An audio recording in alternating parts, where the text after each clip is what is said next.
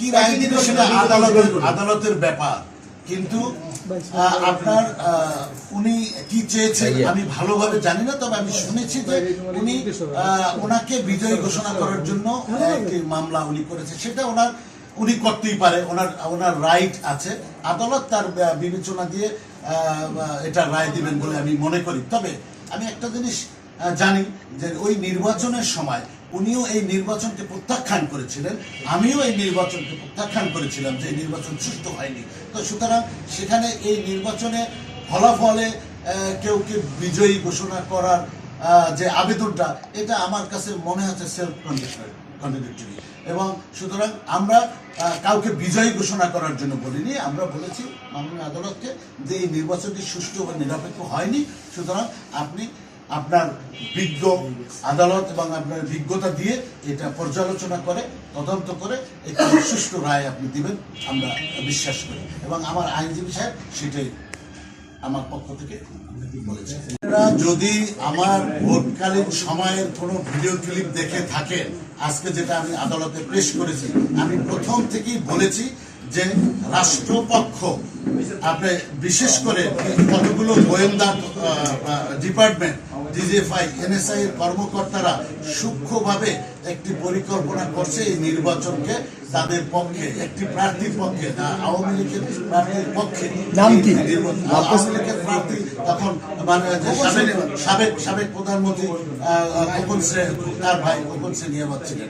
এবং আপনারা জানেন যে সেই ডিজিএফআই, এনএসআই এর কর্মকর্তারা এবং ইলেকশন কমিশন সহ তারা সূক্ষ্মভাবে একটি নির্বাচন তখন পরিচালনা করেছিল।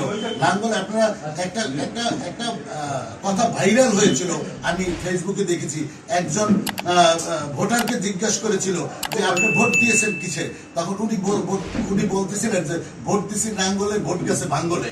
এই কথাটা তখন খুব প্রচলিত ছিল। তার মানে উনি যখন টিপতেছেন নাঙ্গলে ভেসে উঠছে নৌকা।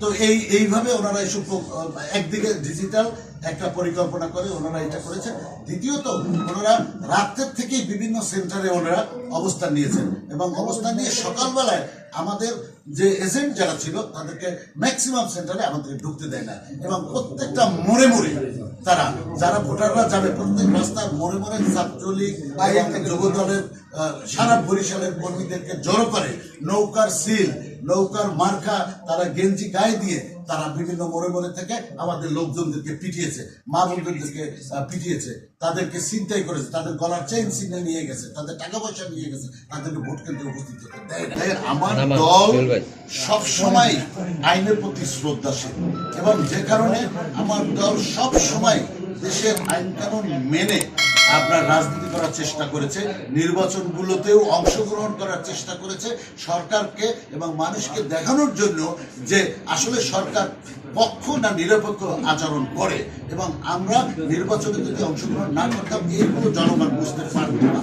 তো সুতরাং তখনকার পরিস্থিতিও আমার দলের মাননীয় চেয়ারম্যান শহীদ কাদের সাহেব বারবার সংসদেও বলেছে যে এই সরকার নিরপেক্ষ নয়, এই সরকার সবসময় একদলীয় এবং দলকানা, এবং তারা স্বৈরাচার সংসদে দাঁড়িয়ে বলেছে। এবং এই যে 24-এর যে আন্দোলন হয়েছে, ছাত্র জনতার যে আন্দোলন হয়েছে, তখনও সেই ছাত্র জনতার সাথে উনি একাত্মতা ঘোষণা করে বলেছিলেন যে এই সরকারের বিদায় নেওয়া উচিত। সুতরাং আমি মনে করি পরবর্তী যে সরকার যারা এখন যারা আছে, নির্বাচিত সরকার নেই, আন্দোলনের ফসলের সরকার, এই ইন্টিরিয়াম গভর্নমেন্টের কাছে আমাদের আশা তারা বিগত ফ্যাসিস্টের মতো আচরণ করবে না। তারা জনগণের যে চাহিদা, যে কারণে জনগণ যে জুলাইয়ের আন্দোলন করেছে, সেই আন্দোলনের প্রতি শ্রদ্ধা রেখে, সেই আকাঙ্ক্ষার প্রতি শ্রদ্ধা রেখে তারা নিরপেক্ষ একটি প্রশাসন পরিচালনা করবেন, এবং কোর্ট কাছারি সবকিছু, ইলেকশন কমিশন সবকিছু সেইভাবেই পরিচালিত হবে।